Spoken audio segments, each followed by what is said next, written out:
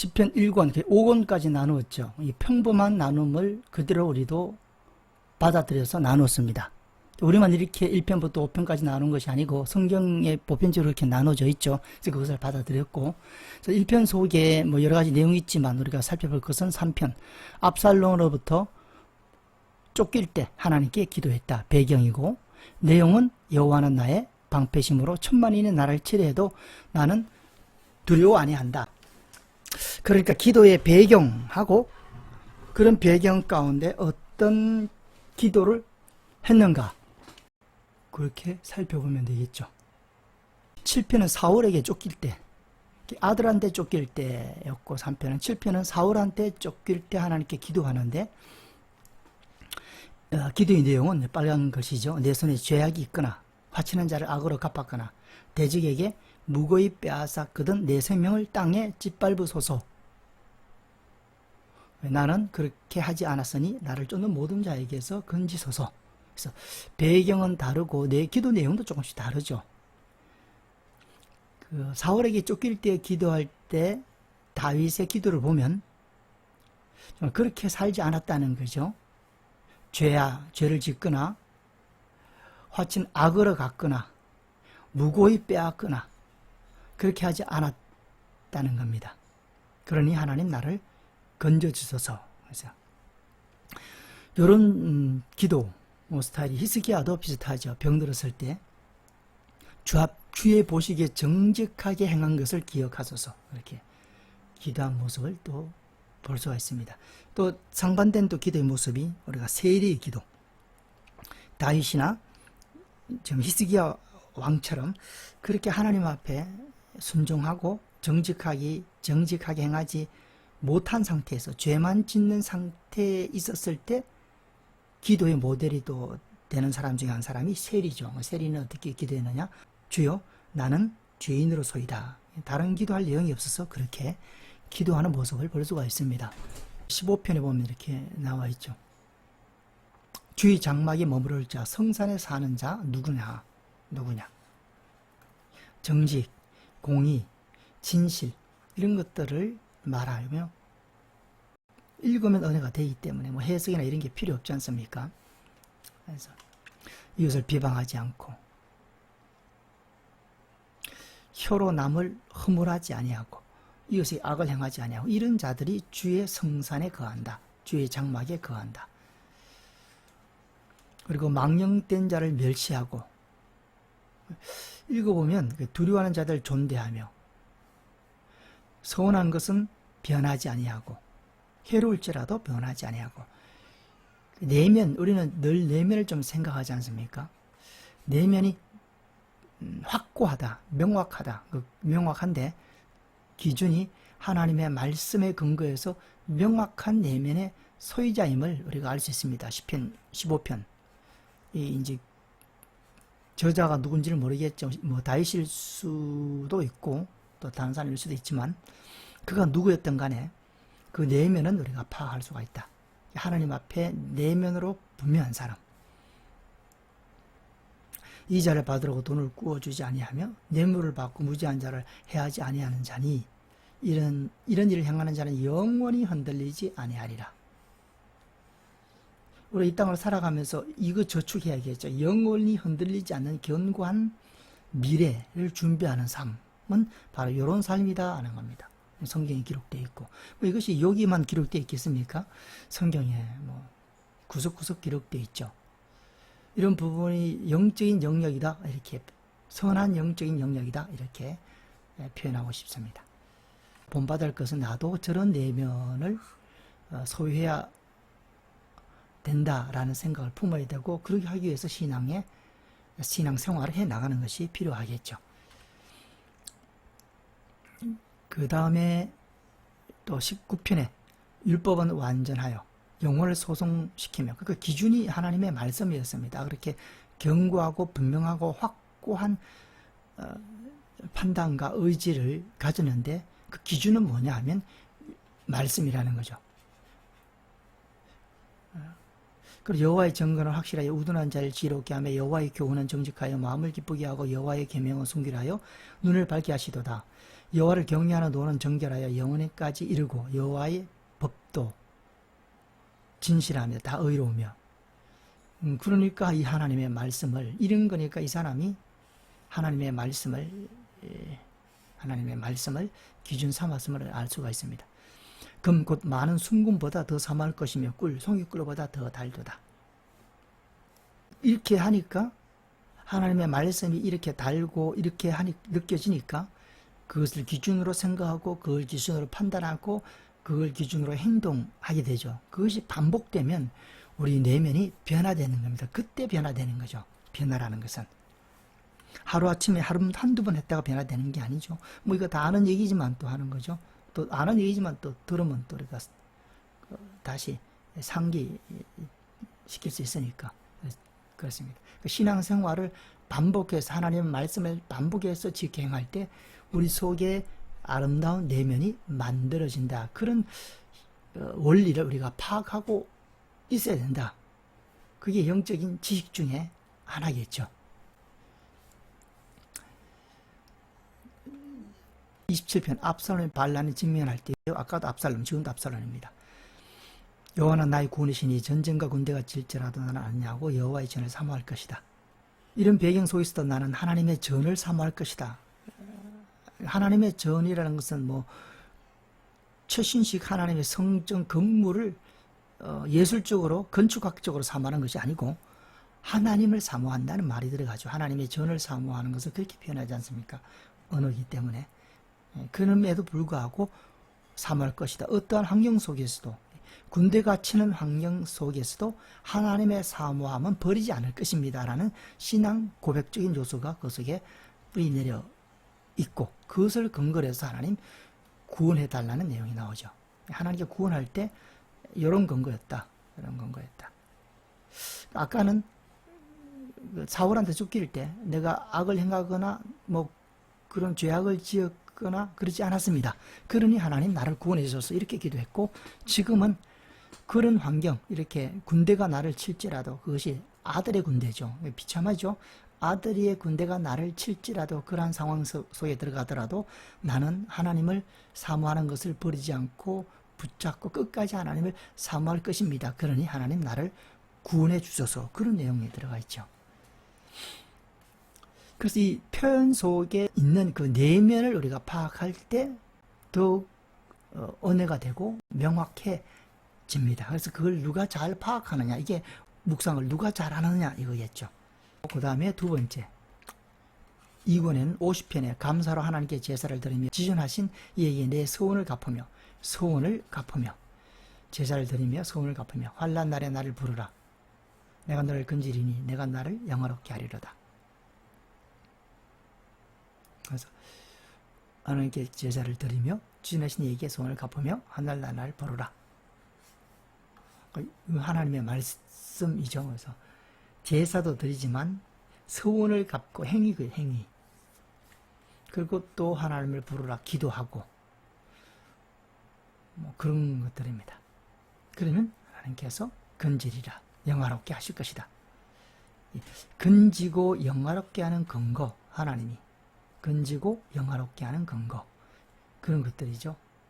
하나님께 제사를 드리고, 이게 소원을 갖고 부르고 기도하고 말씀을 지켜 행하지 않는 제사는 인정하지 않죠. 그래서 여기서 하는 것은 제사를 긍정적으로 써있다는 것은 그 제사 속에 하나님의 의도를 그대로 순종한 제사였다는 것을 전제로 긍정적으로 제사를 쓰죠. 성경에 제사를 부정적으로 쓴 것은 아무리 겉으로 제사를 드리더라도 그 속에 하나님의 말씀을 따라 행하지 않고 순종하지 않는 가운데 드리는 그 제사에 대해서는 성경은 부정적으로 사용하고 있다는 겁니다.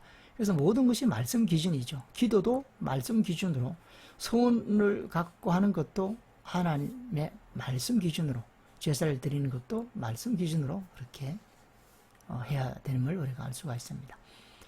평범한 말 속에 그 평범한 사건 속에 정말 중요한 영적인 원리, 영혼의 운명을 좌지우지할 수 있는 원리를 발견할 수 있는데 그것은 하나님의 말씀이다 라는 겁니다. 그 다음에 50편 다윗을 도와준 아히멜렉, 높 땅이죠. 높 땅에서 도망갈 때 아히멜렉이 다윗을 도와줬죠. 그 아히멜렉이 다윗이 도와줬다는 그 사실을 도액이 사울한테 고발하고, 그로 인해서 아히멜렉은 죽습니다. 몰살에 나타난 쓴 것은 아히멜렉이 죽은 것이 아니고 85명의 제사장과 남녀노소 짐승까지 다 죽죠. 높당이. 사울이 그 행동을 합니다. 그런 사건이 있은 후에 그 통분을 감추지 못하고 하나님께 악인을 고발합니다. 악인이 누구냐 뭐 추측할 수 있는데 도액이나 아니면 사울이겠죠. 여기는 도액일 가능성이 많다. 혀로 심히 악을 꾀하며 간사를 행하고 선보다 악을 사랑하며 의를 말함보다 거짓을 사랑하는 데다. 이런 내면에서 밀고 고자질이 나오는 거죠. 우리가 한 행동에 대해서 이 어떤 밀고가 뭐 고발도 좋고 폭로도 좋겠죠. 누설도 좋고 뭐 이런 행태, 이 겉만 봐서는 모른다는 거죠. 이 겉 속의 내면을 봐야 되는데 이 내면이 어떤 하나의 고발 속에 이것이 다 포함되어 있다 하는 겁니다. 지금 다윗은. 어떤 고발은 내면의 의로운 모습이 들어갈 수도 있죠. 의로운 부분이. 그건 바로 선지자들의 고발입니다. 선지자들이 고발하는 겁니다. 사람들의 상태를 하나님께 고발하고 하나님께 아뢰고 실상을 하나님께 알려드리는 거죠. 선지자들이 이 고발하는 것은 이렇게 악을 꾀하고 간사를 행하고 전부 다 악을 사랑해서 고발하는 것이 아니고 선을 사랑하고 의를 행하는 내면 속에서 고발이 있을 수 있다라는 겁니다. 우리는 이런 고발을 해야겠지. 세상을 향하여 이제 고발이라는 표현을 쓰면 이렇게 그런 고발과 그런 다른 말로 외침, 우리가 쓰는 건 외침이죠. 외침. 그런 것들이다. 그래서 말과 행동 속의 내면이, 우리가 말과 행동은 빙산의 일각이다. 10%밖에 안 나오죠. 빙산은. 그 속에 90%가 안 보이지 않습니까? 그 빙산의 일각을 보고, 빙산의 일각을 보고 그 90% 내면의 참된 모습을 보는 것이 묵상이고 자꾸 보려고 노력해야 되고, 왜냐하면 그 참된 모습을 기준으로 하나님이 심판하시고 하나님이 판단하시기 때문입니다. 그 다음에 62편 나의 영혼이 잠잠히 하나님만 바라며 나의 구원이 그에게서 나옵니다. 하나님의 구원을 받고 누리는 그 배경 속에는 지금까지 기도한 것은 다윗이나 그 시편의 기자의 그런 내면 속에 기대할 수 있는 구원입니다. 이런 내면이 아는 사람이 구원을 기대할 때는 우리가 뭐라고 얘기하죠? 빨리 회개하라 그러지 않습니까? 예수를 믿으라 그러잖아요. 믿고 순종하라 이런 말을 합니다. 그런 내면이 아는 사람들이 구원을 요구할 때는. 그러나 지금 여기 시편의 기자들은 이런 대부분 이런 내면이었다고 판단할 수가 있죠. 그때 시편 기자처럼 구원이 하나님께 온다 우리 이렇게 말할 수 있습니다. 오직 그만 나의 반석이시요 나의 구원이시요 나의 요새시요 내가 크게 흔들리지 아니하리로다. 그 말입니다. 하나님만, 하나님뿐, 하나님만이 유일하다 하는 시각이 62편 시편의 저자 속에 생긴 거고, 그것이 또 신앙의 한 요소다. 하나님만. 우리 여호수아한테도 볼 수 있지 않습니까? 여호수아. 하나님만 섬겨라.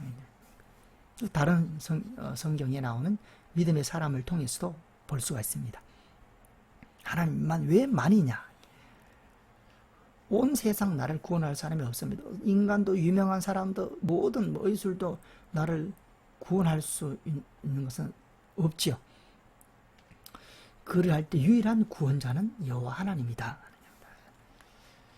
이렇게 할 때는 기도가 강력해지고 더 깊은 기도로 들어갈 수가 있겠죠. 그 시편 기자들 또 믿음의 사람들은 그런 경지에 들어갔다 하는 것을 알 수가 있습니다. 66편 단련에 나오고 오늘 단련마다 이런 과정이 필요하다 하는 겁니다. 그래서 사람들이 우리 머리를 타고 가게 하셨나이다. 고통스럽죠. 우리는 또 불과 물을 통과하게 하였다. 단련 이런 것들이 영적으로 탄탄하게 한다. 시편은 참 해석하기가 쉽고 읽기 쉽고 은혜 받기 쉬운 책 중에 하나다 이렇게 봅니다. 그냥 읽고 그냥 묵상하면 돼. 편안하게 묵상하면 되죠. 그래도 시편이 가르치고 추구하는 것을 쉽게 얻을 수가 있는 것이 시편이다 이렇게 봅니다. 이런 과정을 겪는 것이, 이런 과정 속에서 영적으로 성숙하고 자란다. 이 주제는 영적 성숙이죠. 영적 주제, 영적 자라남인데 어떻게 하면 영적으로 성숙하느냐. 다양한 방법, 어떻게 속에 다양한 방법이 있겠죠. 그것을 언어를 통해서 얘기하고 있는 겁니다. 단련이라는 단어로 표현했고, 물론 이 단련 한 단어를 통해서 충분히 이해되는 것이 아니죠. 불과 물, 이건 다 상징적인 부분들이 많지 않습니까? 우리가 진짜 불 속에 들어가고 물 속에 집어넣는 건 아니지 않습니까? 그러니까 이런 물과 같은 그런 고통, 그런 과정, 그런 단련을 통해서 영적으로 성숙할 수 있다는 큰 방향을 제시하고 있고, 그렇게 진리를 성경은 제목을 얘기하는 본문이 있고, 그 다음 아주 상세하게 얘기하는 본문도 있습니다. 많지는 않지만. 그러나 나머지 뭐 해야 되나, 우리가 이거 묵상을 해서 상세한 진리를 찾는 거죠. 이 진리를 찾으면 진리는 요한복음 8장 32절처럼 진리를 알지니 진리가 너희를 자유케 하리라. 성경을 통해서 제목을 통해서 진리를 발견하든지, 상세한 설명을 통해서 발견하든지, 묵상을 통해서 또 상세한 진리들을 발견하든지, 하여튼 진리가 발견되면 자유라는 성격이 포함되어 있다는 것을 우리가 검토할 필요가 있습니다. 내가 성경을 읽고 이게 참 진리라고 생각할 수 있죠. 그러나 그것이 진짜냐 가짜냐 어떻게 우리가 분별하느냐. 자유입니다. 자유. 답답함에서 뻥 뚫리는 느낌, 고통에서 이렇게 자유케 되는 느낌, 이렇게 자유라는 느낌이 들어가 있는 진리는 성경이 말하는 진리 중에 특징 중에 하나죠. 그게 요한복음 8장 아까 말씀드린 것처럼 진리를 알지니 진리가 너희를 자유케 하리라. 진리의 모든 특징을 얘기한 것이 아니고 진리 속에 있는, 사과 속에 있는 어떤 맛을 한 가지 맛을 설명하듯이 자유라는 것은 진리 속에 포함되어 있는 하나의 분명하고도 명확한 특징입니다. 그래서 우리가 우리를 확인할 때, 내가 지금 받아가고 있고 내가 하나님의 말씀을 묵상했는데 나도 참 좋고 다른 사람도 다 좋아해요. 그렇다고 그게 진리는 아닙니다. 그 속에 자유라는 속성을 느끼고 체험했을 때 이 진리가 제대로 찾은 진리구나 라는 것을 우리가 확인하고 확정할 수가 있다라는 겁니다. 악인의 형통, 우리 73편은 또 많이 다뤘던 부분이지 않습니까? 73편. 하박국의 내용과 배경이 똑같은 악인의 형통이라는 것에 헷갈린 사람들이 아삽이고 하박국이죠. 악인이 형통을 보고, 악인이 형통한 것을 보고 시험 든 사람입니다. 곤란에 빠졌습니다. 그러나 결국 시편의 저자 아삽은 결국 하나님의 심판을 깨닫고 하나님을 오히려 찬양합니다.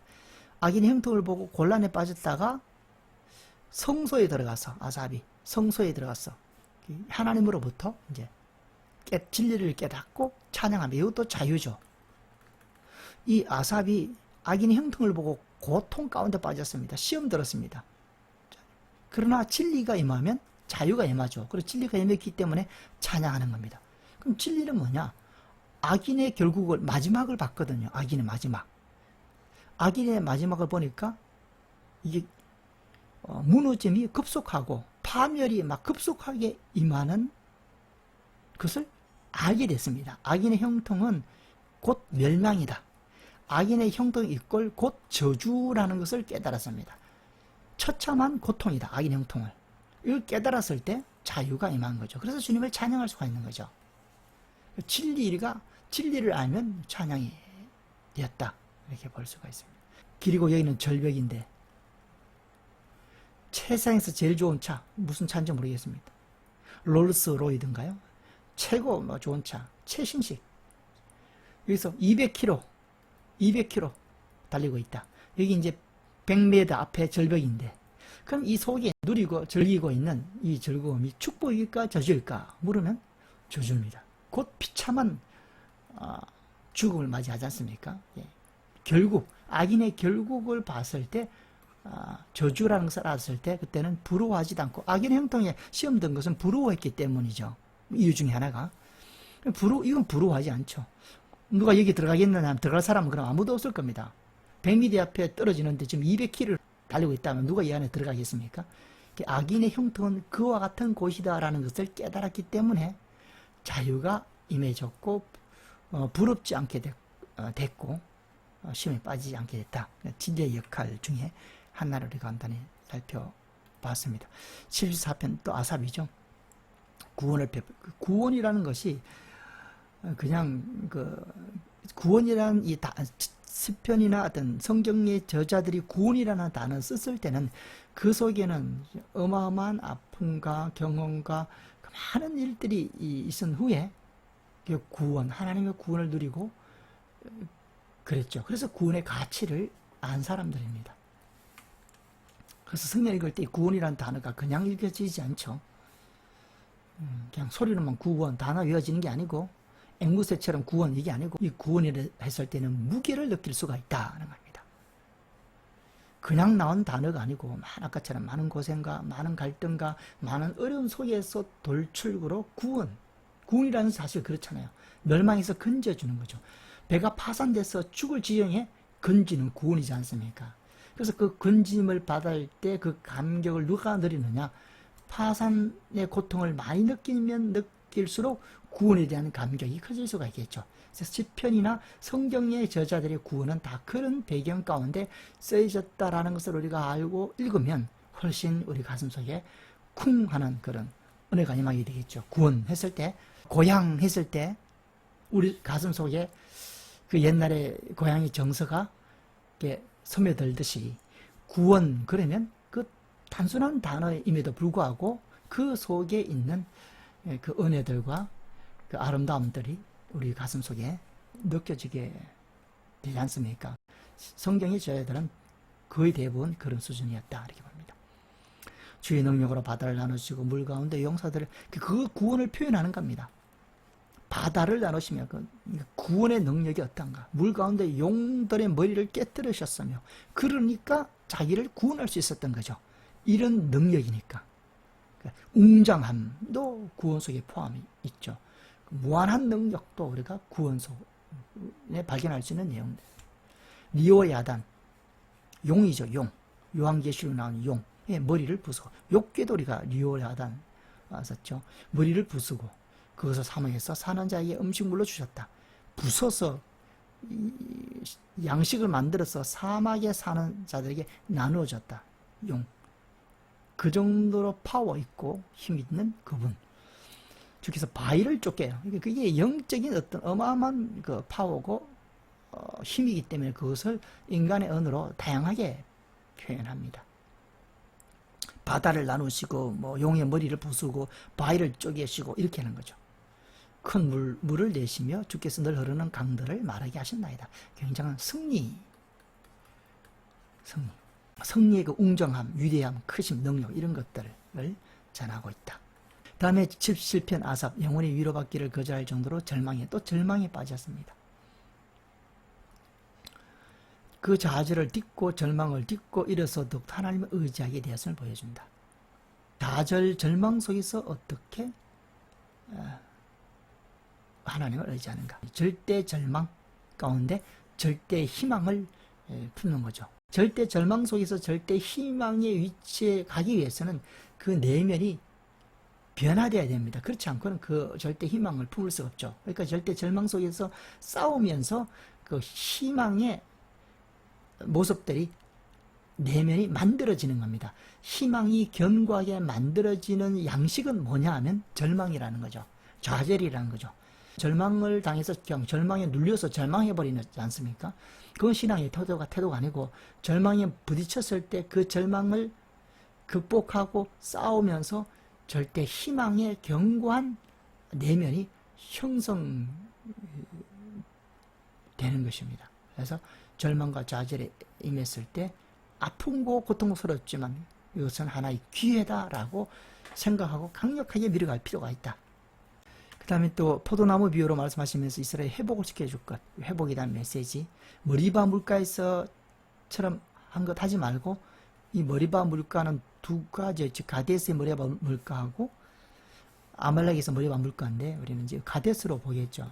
가데스. 지금 볼 때는 가데스 같습니다. 그때 하나님의 불평 하고 원망했죠. 그때처럼 하지 말고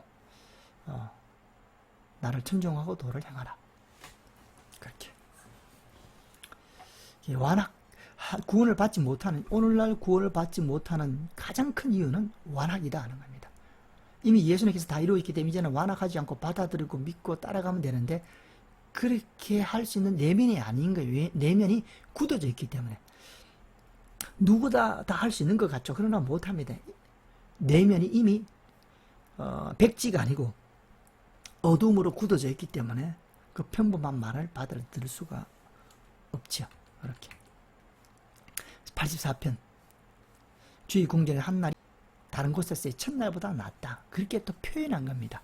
주님과 함께 있는, 주님의 궁정이라는 것은 무슨 주님과 함께 있는 것을 얘기하죠. 그것은 그렇게 행복하다. 살려고 당하여 무덤에 누운 자 같으니 이다. 자, 주께서 사망한 자에게 기사를 보이시겠나이까? 이제 기도의 어떤 또 하나의 형태죠. 유언이 일어나서 찬송하리이까? 그러니 죽기 전에 나를 구원해 달라는 의미가 포함되어 있습니다. 모세 유일한 시 70이어 80. 그 다음에 다 같은 그 맥락입니다. 그 다음에 또 마찬가지고 머리바 또 나오죠. 완악하지 말라 나옵니다.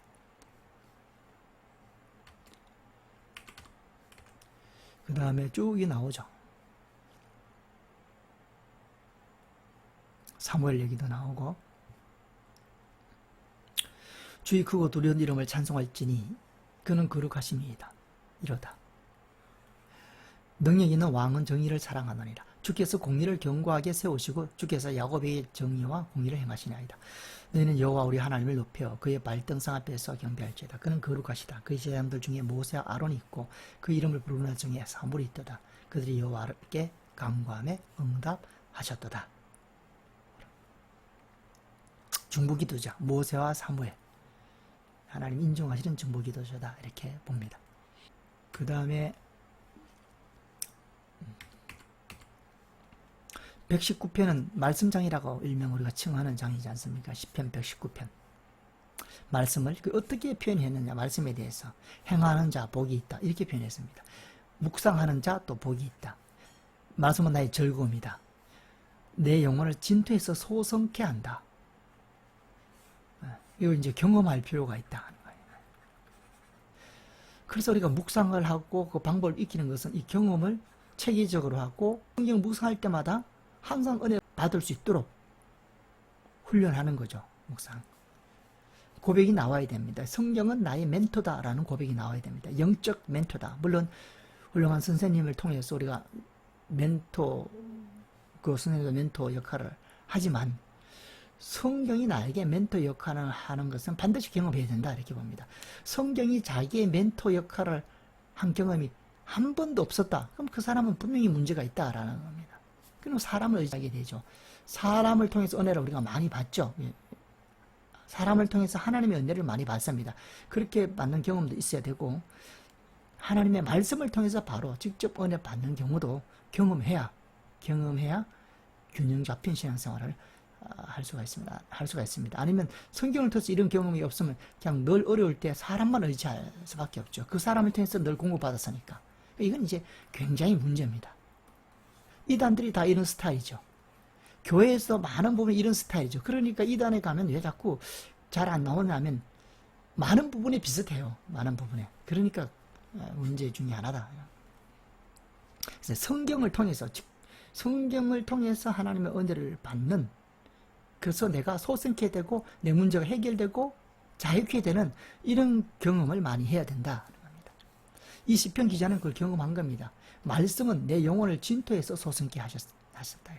그래서 주의 말씀을 지키라. 이건 결과로 나온 표현이죠. 고난 중에 또한 교만한 자가 거짓을 지어 나를 찌랄 때 내가 주의 율례를 배우게 되었나이다. 고난 중에 혹은 교만한 자가 거짓을 나를 치려 할 때, 고난받고 있는데 상대방이 교만해요. 그리고 교만한 자가 가만히 있는 게 아니고 나를 치려 해요. 치는 근거는 뭐냐? 거짓이에요. 이럴 때 참 힘든 거죠. 나는 고난 중에 있는데 교만한 자가 나를 막 치려 하는데 그것도 정당한 근거를 위해서 치면 그것도 아픈데, 거짓으로 치고 그것도 선한 자가, 의로운 자가, 내가 존경하는 자가 치면 덜할 텐데 교만한 자가 치면 더 힘들죠. 그때 내가 주의 율례를 배워야 돼. 그럼 우리가 상상할 수 있는 게 뭐냐? 하나님의 말. 이때 하나님 말씀을 읽고 하나님 말씀을 통해서 아까처럼 영혼이 소성케 되는 것을 경험했구나 하는 것을 우리가 상상할 수가 있죠. 이 사람은 무명이지만 우리는 내면을 보니까 이름은 별로 중요하지 않죠. 이런 내면의 소유자였구나 하는 것을 우리가 읽을 수 있고 우리에게 큰 힘이 된다. 내 영혼이 피곤하여 하고 연기 중에 가죽병처럼 되어도 옛날의 병은 가죽으로 만들었대. 가죽병. 그 연기 중에, 연기는 불이 있는 곳이 연기죠. 불꽃. 그 불꽃 중에, 열 중에 가죽이 되면 가죽이 쪼그라들죠. 그래서 내 심령이 피곤하고 쪼그라들어도 주의 율례를 잊지 아니합니다. 하나님의 말씀이라는 것은 정말 믿음의 사람 속에, 성경의 믿음의 사람 속에 깊이 뿌리내려 있다 하는 것을 우리가 알 수 있습니다. 모든 행동과 말과 삶이 그 원천이 어디냐 하면 그 저변 속에 있는 말씀이었다. 그처럼 철저하게 말씀 중심으로 살아가고 있는 모습. 그 말씀을 기준으로 화도 내고 회개도 하고 눈물도 흘리고 감격도 하고 감사도 하는데 그 모든 것이 말씀의 기준이었다. 우리가 그것을 본받자. 그 시스템을 본받자. 그렇게 말했고, 주의 말씀은 내 발의 등이요 빛이요 내 길의 빛이니이다. 그러니 주의 말씀을 사모하기에 피곤할. 주의 말씀을 사모하다가 육체가 피곤하고 영은 막 기쁘겠죠. 그러나 육체가 도저히 감당을 못할 정도로 한계에 이를 정도로 사모했다. 주의 말씀이 그렇게 좋고 뭐 언어가 부족하죠. 그렇게 영광스럽고 그렇게 나의 내용을 소성케 하고 즐거움을 주고 내용을 살게 하고 나를 행복하게 하고 나의 문제를 해결하고 하는 것이 말씀이기 때문에 그렇게 사모했다 하는 것이 시편 119편 저자의 말씀이었습니다. 126편, 130편, 135편, 139편, 150편 이거 다 읽어보면 많은 것을 우리가 많은 은혜를 받을 수가 있다. 광야시대 얘기하죠. 광대하신 하나님이 광야시대 애굽에서 나오게 하시고 아모리 왕, 바산 왕 옥을 물리치고 우상을 물리쳤다. 지었으니 그러니까 광야시대죠. 이건 출애굽시대. 이야기하면서 그러니 그 하나님을 섬겨라. 우상을 버리고 그 얘기를 하고 있다. 솔로몬 들어갑니다. 오늘은 또 아까 마이크가 안 돼가지고 시편은 내용이 워낙 좋다 보니까 그냥 읽어도 은혜가 되는 것 같습니다. 그래서 시편의 1편부터 150편